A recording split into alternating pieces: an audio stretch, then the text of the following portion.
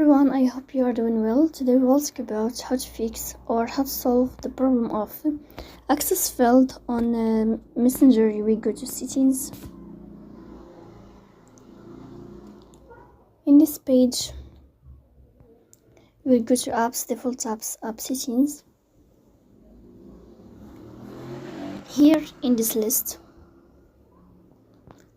you will go to this window of Facebook Messenger and you will click in this page. After that, in this window of app info, you will go to force stop and you will click OK. Here you will enter to storage. Then you will click on clear cache.